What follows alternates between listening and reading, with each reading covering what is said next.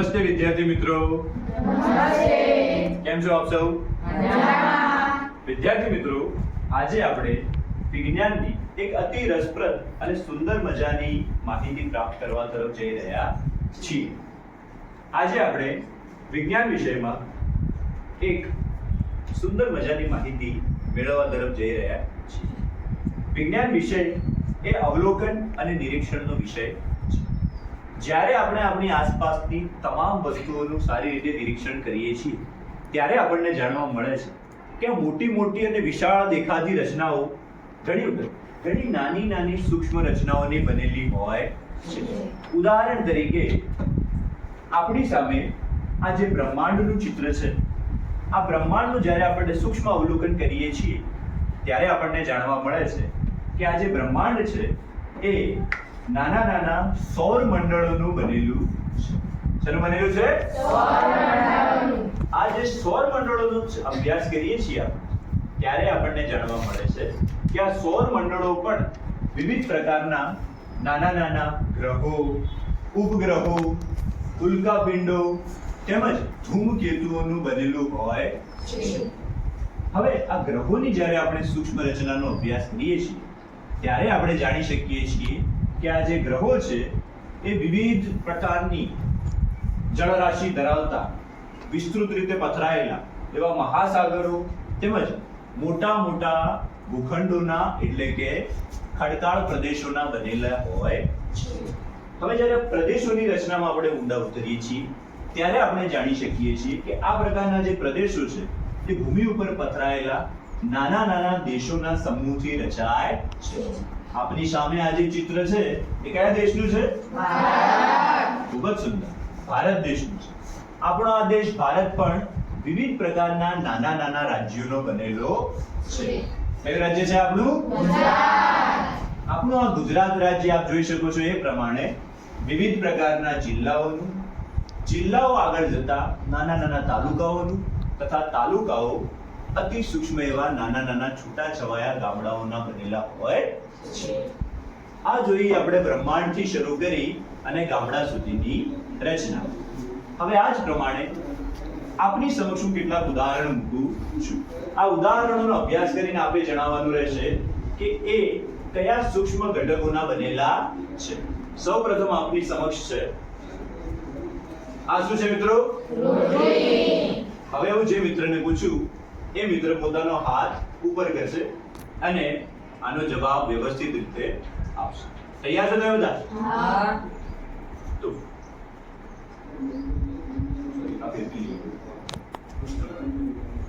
આપની સમક્ષ આ જે ઉદાહરણ છે એ શેનું છે? જે મિત્રોને આવડતો હોય એ પોતાનો હાથ ઉપર કરી અને જવાબ આપી શકે. બોલો બેન તમે? રોટલીનો બહુ સુંદર જવાબ. ચલો, હવે આ જે રોટલી છે એ કયા કયા ઘટક એકમોની બનેલી હોય છે? બોલો ભાઈ તમે? ખૂબ જ સુંદર જવાબ. તેલ. ત્યારબાદ શું? મીઠું. વાહ. ત્યારબાદ ઘઉં. ઘઉં. સરસ. ત્યારબાદ બેન? પાણી. વિવિધ પ્રકારના આ ઘટકો ભેગા થઈ અને રોટલી નિર્માણ પામે છે. ત્યારબાદ આપની સમક્ષ આ શેનું ચિત્ર છે? દીવાલ. હવે દીવાલ કયા સૂક્ષ્મ ઘટક એકમોની બનેલી છે આપ જણાવો. બોલો ભાઈ તમે? ઈંટોનું. સુંદર જવાબ. બોલો ભાઈ? સિમેન્ટનું. ત્યારબાદ બોલો મિત્રો તમે? રેતી. સુંદર જવાબ.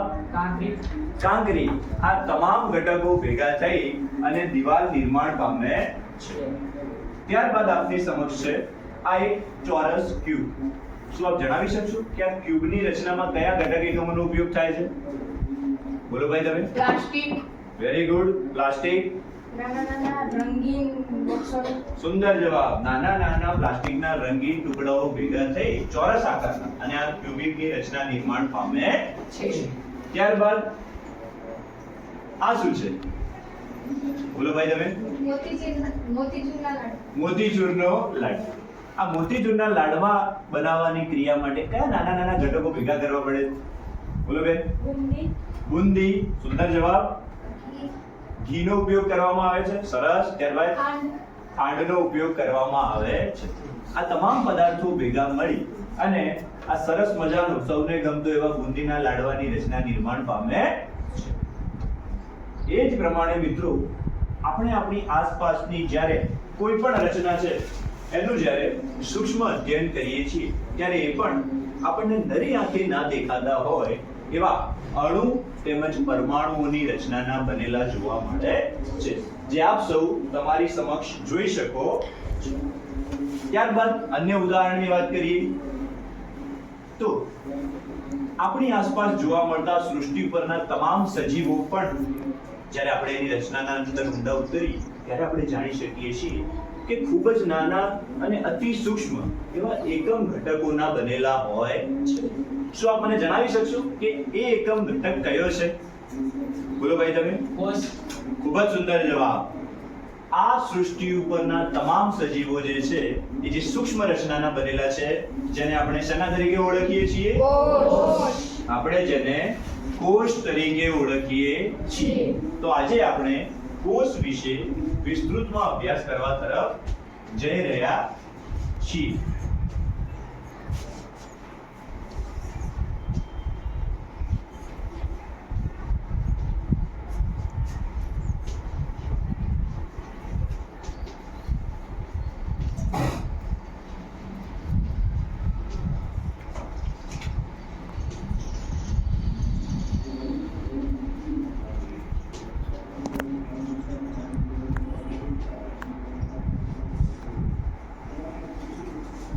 કોષની રચનાની શરૂઆત કઈ રીતે થઈ એ સમજતા પહેલા આપણે જાણીએ કે આ કોષ શબ્દ કઈ રીતે અમલમાં આવ્યો. આ કોષ શબ્દની શોધ કોણે કરી તો એ વિશે વિસ્તૃત માહિતી આપણે મેળવીએ તો કોષના શોધક 1600 થી 1700 વચ્ચે રોબર્ટ હુક નામના વૈજ્ઞાનિક, કોષના શોધક રોબર્ટ હુક નામના વૈજ્ઞાનિક દ્વારા કોષની શોધ કરવામાં આવી.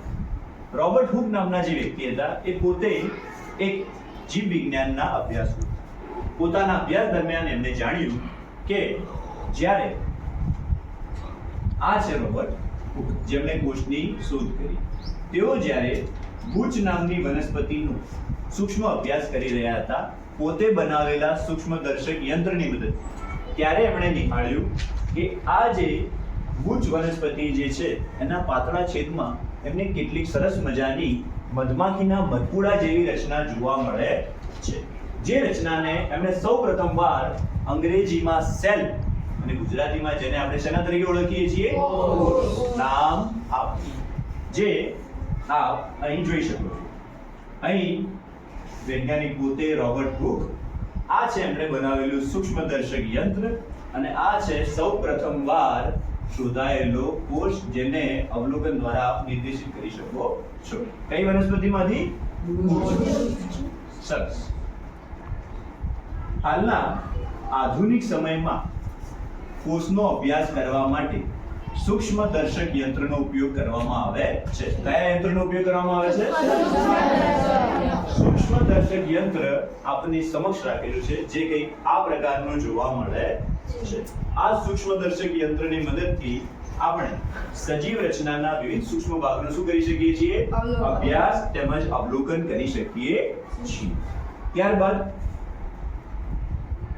હવે કોષના મુખ્ય પ્રકાર કેટલા છે અને એ કઈ રીતે કાર્ય કરે છે એ તરફ આપણે માહિતી મેળવીશું. જેમાં સૌપ્રથમ આપણે માહિતી મેળવીશું એક કોષીય સજીવોની કોષ રચના. હવે એક કોષીય સજીવ કોને કહેવાય? તો એના નામમાં જ એનો અર્થ રહેલો છે.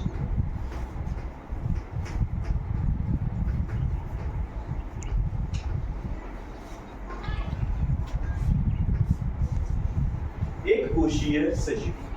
એક કોષીય સજીવ એટલે એવો સજીવ કે જેની શરીર રચનામાં ફક્ત અને ફક્ત કેટલા કોષ હોય? એક જ કોષ રહેલો હોય.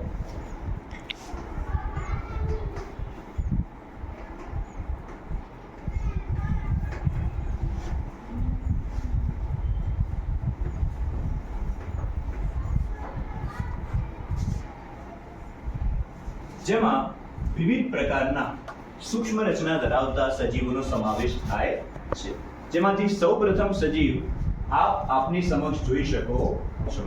આ સજીવનું નામ છે અમીબા. શું નામ છે? અમીબાની સૂક્ષ્મ રચના કંઈક આ પ્રકારની આપણને જોવા મળે છે. આપ જોઈ શકો છો કે એની શરીર રચનામાં ફક્ત અને ફક્ત કેટલા કોષ જોવા મળે છે? એક જ. આ અમીબાની ખાસિયત શું છે? તો અમીબા પોતાના કોષની આસપાસ આ જે રચના તમે જોવા મળે છે તેને અમીબાના ખોટા પગ તરીકે ઓળખવામાં આવે છે. શેના તરીકે? ખોટા પગ. હવે આ ખોટા પગ શા માટે કામ આવે છે?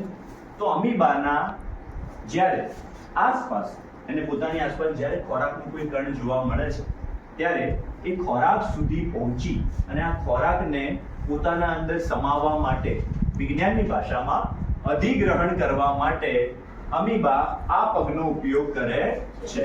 આ ક્રિયાને શેના તરીકે ઓળખાય છે? ખોરાકનું અધિગ્રહણ. શું તરીકે ઓળખાય છે? ખોરાકનું અધિગ્રહણ. અમીબા ખોરાકના અધિગ્રહણ માટે તેનો ઉપયોગ કરે છે. એક કોષીય સજીવનું સૌપ્રથમ ઉદાહરણ શું છે? અમીબા. અમીબા. અને જેની ખાસિયત શું છે? ખોટા પગ. ત્યારબાદ અન્ય સજીવની રચના વિશે જોઈએ તો બીજું સજીવ છે પેરામીશિયમ. શું છે? આપણે સામાન્ય રીતે જે ચપ્પલ પહેરીએ છીએ એ પ્રકારની કંઈક આકૃતિ પેરામીશિયમની જોવા મળે છે. આ પેરામીશિયમ સજીવ જે છે એની ખાસિયત શું છે?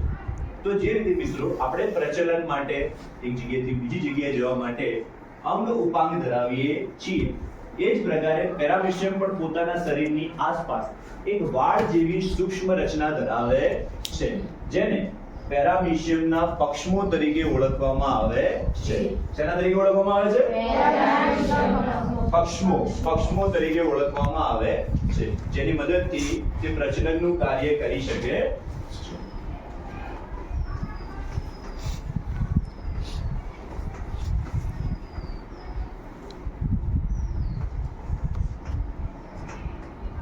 એ જ પ્રકારનું અન્ય એક સૂક્ષ્મ સજીવ છે જે એક કોષીય રચના ધરાવે છે.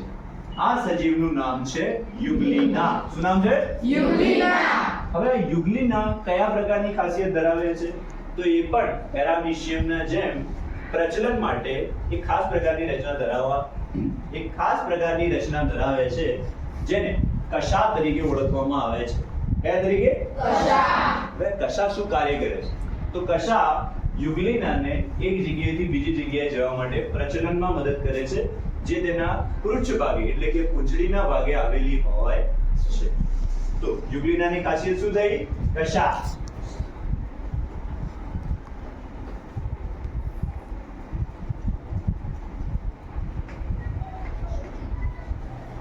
અહીં આપણે એક કોષીય સજીવનો અભ્યાસ પૂર્ણ.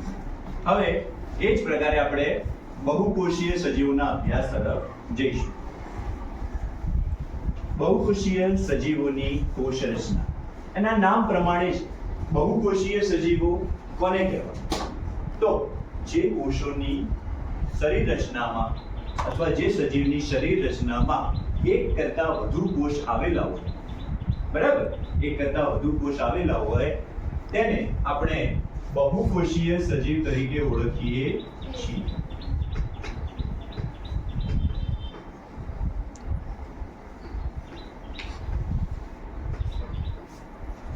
જેમાં મુખ્યત્વે બે પ્રકારના સજીવોનો સમાવેશ થાય છે જે બહુકોષીય રચના ધરાવે છે. બહુકોષીય સજીવોની કોષ રચના આપણને કંઈક આ પ્રકારે જોવા મળે છે, જેમાં વિવિધ પ્રકારના બહુકોષો આપ સૌ આપની સમક્ષ જોઈ શકો છો. બહુકોષીય સજીવો જેમની સૂક્ષ્મ કોષ રચના કંઈક આ પ્રકારે જોવા મળતી હોય છે. બહુકોષીય સજીવોમાં મુખ્યત્વે બે પ્રકારના સજીવોનો સમાવેશ થાય છે, જેમાં સૌપ્રથમ છે શું છે? વનસ્પતિની સૂક્ષ્મ કોષ રચના કયા પ્રકારની જોવા મળે છે એ આપણે એક સામાન્ય પ્રયોગ પદ્ધતિ દ્વારા જાણીશું, જેમાં સૌપ્રથમ આપણે કોનો ઉપયોગ કરીશું? કોનો ઉપયોગ કરીશું? ડુંગળીના કોષની આપણે સ્લાઇડ તૈયાર કરી અને વનસ્પતિ કોષ કઈ રીતે કયા પ્રકારે જોવા મળે છે એની આપણે જાણકારી પ્રાપ્ત કરીશું. જે માટે આપણને જરૂર છે એક ડુંગળીની, તેમજ એનો આડછેદ લેવા માટે, પાતળો આડછેદ લેવા માટે આપણને એક ફ્રેશ બ્લેડની જરૂર છે, તેમજ તેનું અવલોકન કરવા માટે આપણા જોડે શું હોવું જોઈએ? સૂક્ષ્મદર્શક યંત્ર.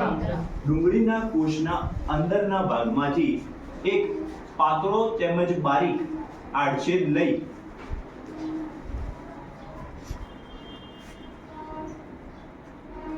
તેને આપની સમક્ષ જે આપણે સ્લાઇડ મૂકી છે તેના ઉપર ગોઠવવાનું રહેશે. હજુ આપણે આને સૂક્ષ્મ કરી શકીએ છીએ આ બ્લેડની મદદથી.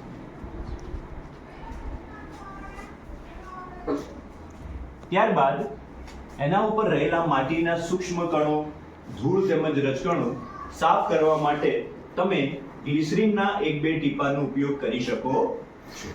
ગ્લિસરીનના ટીપા વડે આ સ્લાઇડને આપ વધુ સારી રીતે નિદર્શન કરી શકો.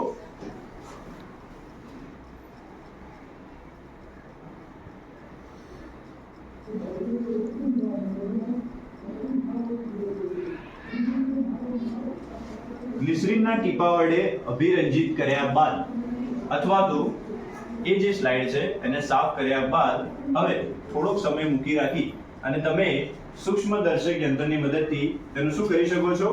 અવલોકન. સૂક્ષ્મદર્શક યંત્રની મદદથી અવલોકન કઈ રીતે કરીશું? તો સૂક્ષ્મદર્શક યંત્રને સૌપ્રથમ પ્રકાશ આવતો હોય એવી જગ્યાએ ગોઠવી એની ઉપર સ્લાઇડ મધ્યમાં ગોઠવવાની રહેશે. ત્યારબાદ નીચેની તરફ રહેલા અરીસાને યોગ્ય દિશામાં ડુંગળીના કોષ ઉપર પ્રકાશ આવે એ પ્રમાણે ગોઠવી ઉપરની તરફ રહેલા લેન્સમાંથી શું કરવાનું રહેશે? અવલોકન. આ સ્લાઇડને સેટ કરવા માટે તમે આસપાસ રહેલા આ જે 2 ભાગ છે તેનો ઉપયોગ કરી શકો. હવે આ ડુંગળીના કોષોની સ્લાઇડ તૈયાર કરવાની રીત જાણ્યા બાદ આપ સૌ જાણવા ઈચ્છો છો કે ડુંગળીના કોષ કેવા દેખાય છે? ઈચ્છો છો? ડુંગળીના કોષોની સ્લાઇડ આપણને કંઈક આ પ્રમાણે જોવા મળે છે. સરસ મજાની આડી ઊભી ઈંટોની દિવાલ ચડેલી હોય એ પ્રમાણે ડુંગળીના કોષોની રચના જોવા મળે છે.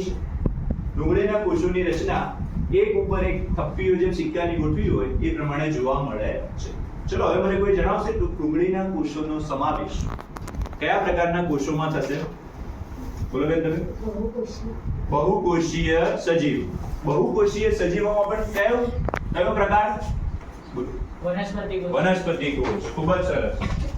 ચલો ત્યારબાદ હવે આપણે પ્રાણી કોષની સૂક્ષ્મ રચના વિશે માહિતી મેળવીશું.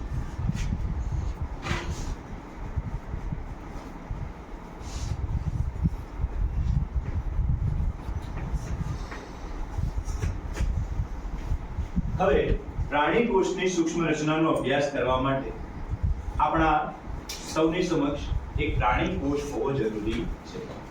આપણી આસપાસ જોવા મળતા પ્રાણીઓ, મનુષ્ય પણ પોતે શું છે? પ્રાણી. એમાંથી તમે કોઈ પણ ભાગનો ઉપયોગ એક સામાન્ય કોષના અવલોકન માટે કરી શકો છો. આજે આપણે રક્તકણના કોષોની સ્લાઇડ તૈયાર કરીશું. શેની? રક્તકણના કોષોની સ્લાઇડ તૈયાર કરવા માટે આપણી પાસે આ જે છે એને કહેવામાં આવે છે નીડલ. શું કહેવામાં આવે છે? નીડલ.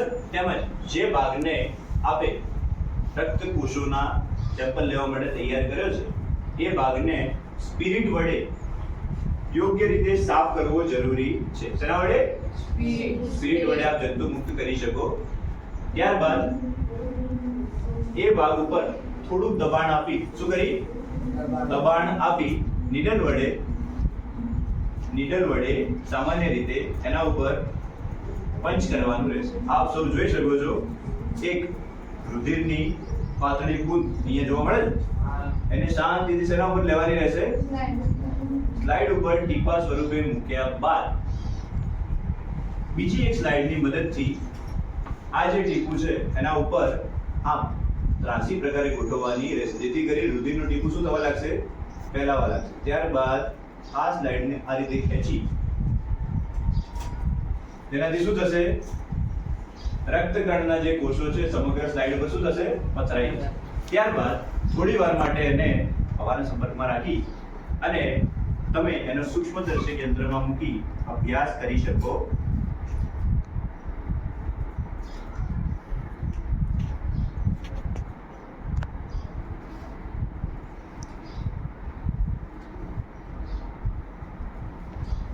હવે આ રક્તકણના કોષોની સ્લાઇડ કેવી દેખાય છે આપ સૌ જાણવા ઈચ્છો છો?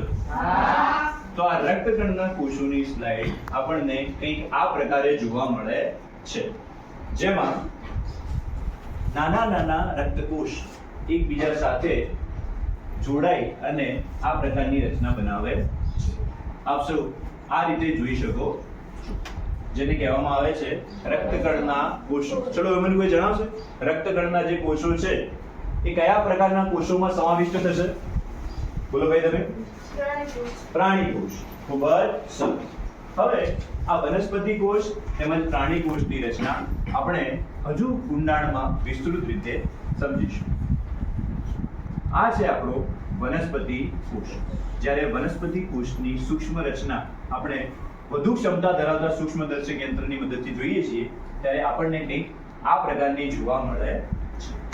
આ વનસ્પતિ કોષને આપણે હજુ વિસ્તૃત રીતે દરેક ભાગને ઓળખવો હોય તો એની નામ નિર્દેશિત રચના આપણે જોવી જોઈએ.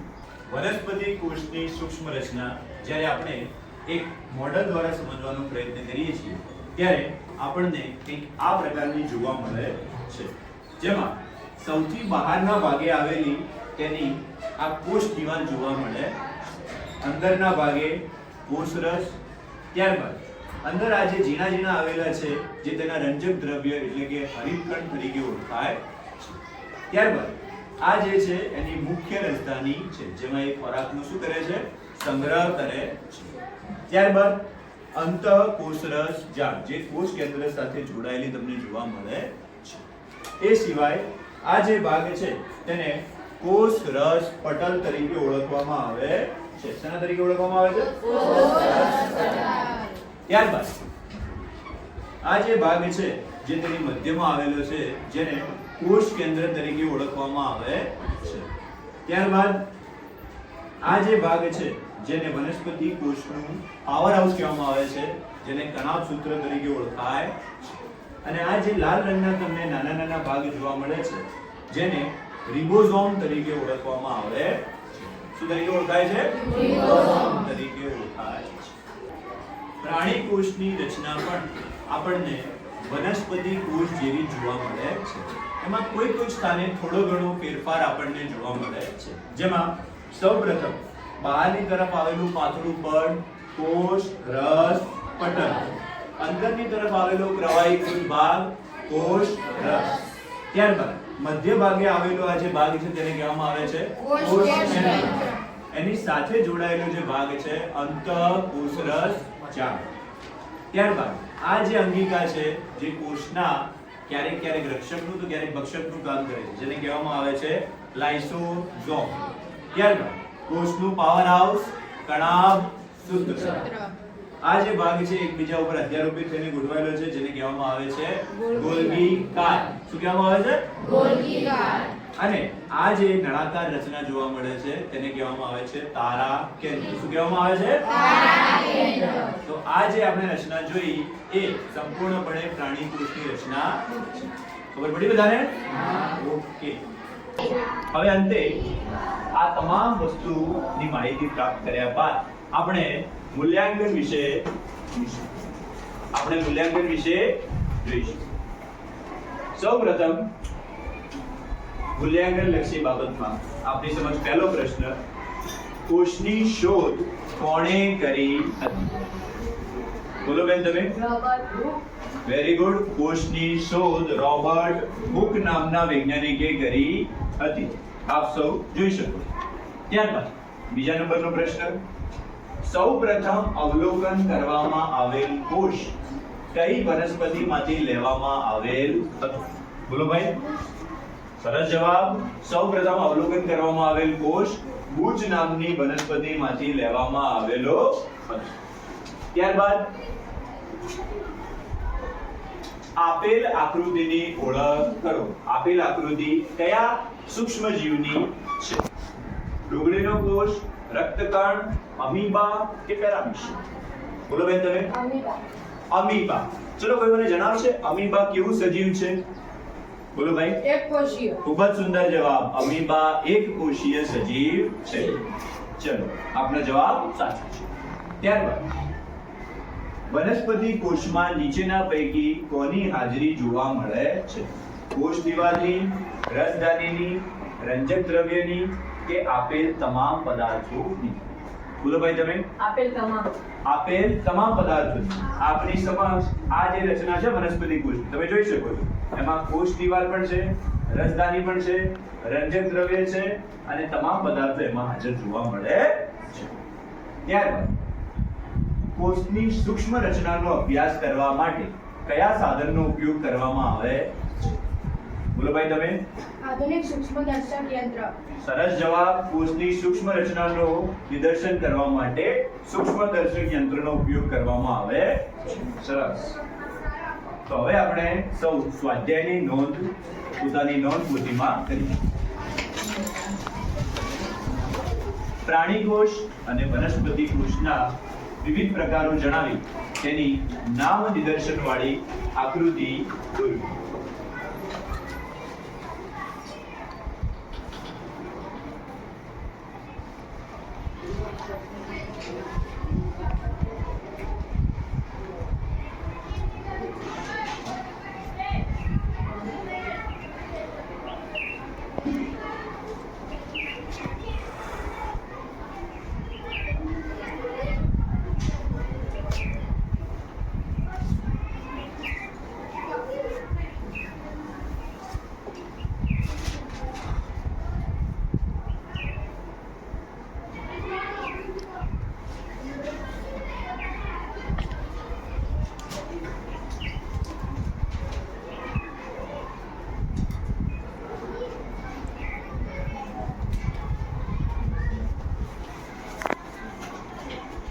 ચલો મિત્રો, ત્યારબાદ આપ સૌએ આજનું જે આપણું લેક્ચર હતું બહુ સારી રીતે અભ્યાસ કર્યો છે. એ બદલ આપ સૌનો ખૂબ ખૂબ આભાર. બરાબર, થેન્ક યુ.